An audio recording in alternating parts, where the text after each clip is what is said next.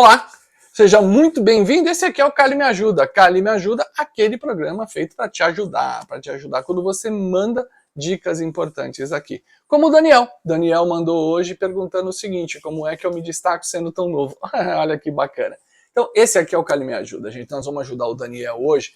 Daniel mandou o e-mail dele para edson@inteligenciacomportamental.com, edson@inteligenciacomportamental.com. Peguei o e-mail dele e lá ele diz de maneira geral o seguinte: Edson, tudo bem? Como é que vai? Poxa, espero que a minha mensagem seja falada no programa. Então, Daniel, aí, ó, tô falando a sua mensagem aqui no programa. Olha que legal, né? E ele diz o seguinte: estou há 15 anos aqui na minha empresa, foi um dos meus primeiros empregos, se eu não me engano foi o primeiro emprego, é isso mesmo. Há 2 anos ele está numa função de liderança e ele é um garoto novo. Ele não me diz quantos anos ele tem, mas ele diz que ele é novo. Ele é novo e ele está há 2 anos na liderança e ele percebe que ele não tem o mesmo traquejo que os outros líderes. Óbvio, ele é mais novo de idade e ele tem 2 anos que ele está em cargo de liderança. E ele sente, e aí ele que percebe, que os colegas não levam ele muito a sério, né? Que ele não consegue impressionar nas reuniões, ele não consegue ter o mesmo impacto que os outros.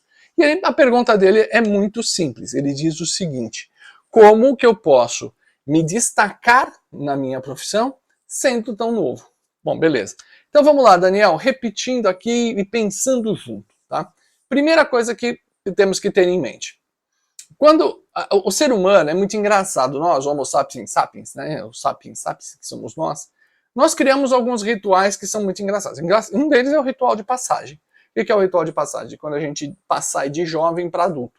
Né? Quando a gente sai de jovem para adulto, mais ou menos ali 13, 14 anos e tudo mais, é importante fazer um ritual de passagem. Então, tem bar mitzvah, tem quarupi, tem festa de debutante, tem um monte de rituais de passagem que a gente faz. E por que a gente faz isso?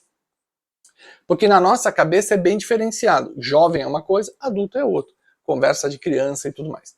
Então, quando a pessoa faz um desdém ou não reconhece claramente o mais jovem pela competência, pela inteligência e tudo mais, na verdade ele não está olhando aquele jovem. Ele está olhando para quando ele era jovem. Ele dizia, pô, eu na idade desse sujeito, eu nem sabia falar direito. Então ele projeta no outro aquela posição e fala, não, esse aí não sabe nada, quem é esse aí? Esse aí chegou agora, né? E tudo isso. Então, é muito comum que as pessoas trabalhem esse conceito, que eles levem para frente, não a pessoa que está na frente dele, mas sim a imagem que ele tem do que é ser uma pessoa jovem. Bom, nesse ponto a gente precisa entender que isso acontece, entender que o ambiente é soberano. Esse é o primeiro passo. Segundo passo, normalmente os jovens, e isso em geral, jovens aqui eu estou esticando bem o conceito de jovem, tá? Então, até 35, 36 anos, jovem. Eles têm uma crença construída muito importante. O que é uma crença construída? Eu sei de uma coisa, eu entendo uma coisa, e para mim aquilo é tão óbvio que todo mundo deveria entender igual. Então isso, o nome disso é crença construída. Eu construo uma crença na minha cabeça e a partir dali tudo passa a ser óbvio. Tem que ser assim.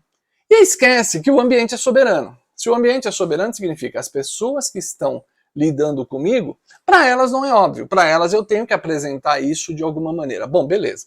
Sabendo que isso acontece, nós vamos usar uma técnica aqui, Daniel. Nós vamos usar uma técnica de projeção. Então, essa técnica não é minha, não fui eu que inventei. É um cara chamado Harry Palmer que inventou essa história. Maluco de pedra, mas eu gosto muito dele, procurem ele aí, se você quer saber quem é Harry Palmer, vai atrás e procure, tá? O Harry, ele diz que a gente tem várias camadas de crença dentro da cabeça, tem o dogma, tem a experiência, mas principalmente no terceiro nível ali tem um número. A gente acredita em números, fatos e dados.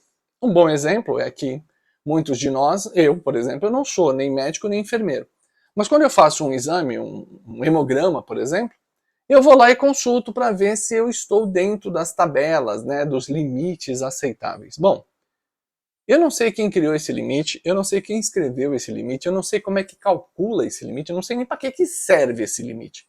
Mas eu bato o olho lá e falo, eu estou normal. E isso é legal, isso me tranquiliza, ou seja, números tranquilizam. Por que o número tranquiliza? Porque ele dispensa a interpretação, não é a pessoa que está falando, é o número. O que isso tem a ver com o Daniel? Daniel, quando você se projeta dizendo, não, mas eu acredito que mas a minha visão é essa, mas a minha opinião é essa, as pessoas dizem, quem é esse garoto? Falando nada, blá, blá, blá, blá. Agora, se você chegar argumentando da seguinte maneira, olha, vocês não precisam acreditar em mim, vocês não precisam acreditar no que eu falo, acreditem nos números.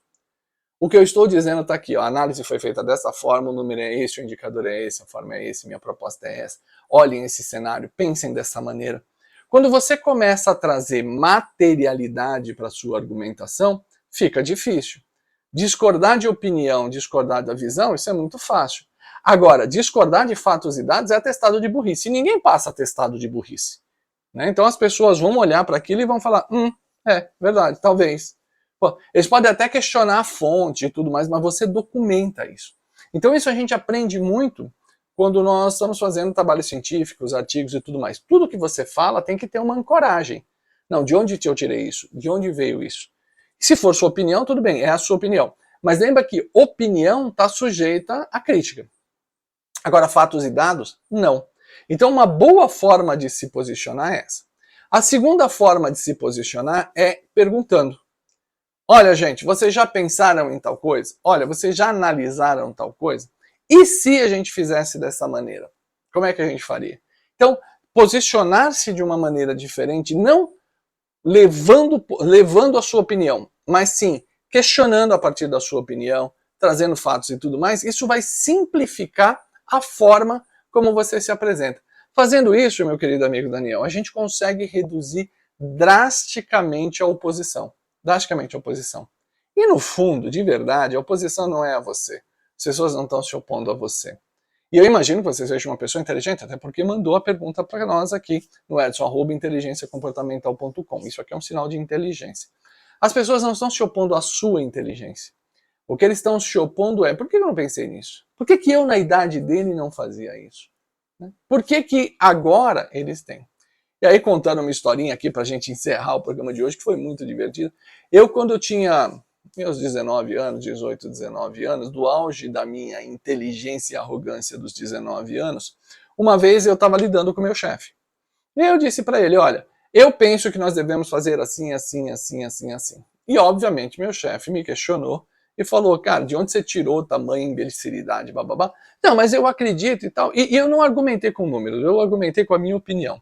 E aí ele mandou aquela assim, ô rapazinho, o que você tem de idade, eu tenho o dobro de profissão. E a minha resposta para ele foi, e é por isso que você está no cargo que ainda está, já devia ser presidente, já devia ser dono de empresa, já devia ser um monte de coisa, mas não, ainda está aí como gerente. Bom, arrisquei meu trabalho, quase que eu vou para a rua por causa disso, não façam isso. Então eu estou recomendando aqui, deixa a sua opinião muito bem embasada, muito bem estruturada, isso vai fazer você se diferenciar. E aí, Daniel, para a gente fechar o pacote, nós vamos começar a ouvir o seguinte, não, quem é o Daniel para falar? Nós vamos começar a ouvir o seguinte, é muito difícil sobrepor, o Daniel sempre vem muito bem embasado. Aquele garoto, apesar de novo, ele tem muita habilidade, ele sabe o que ele está fazendo, ele sabe de onde ele traz. Então, tudo isso ajuda muito na montagem.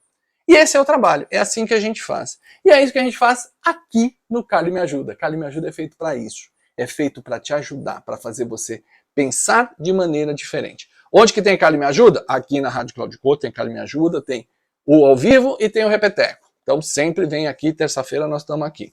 Não conseguiu? Vai lá no canal Comportadamente, aqui ó, no YouTube, vai lá no canal Comportadamente, deixa lá seu comentário, faz o que tem que fazer.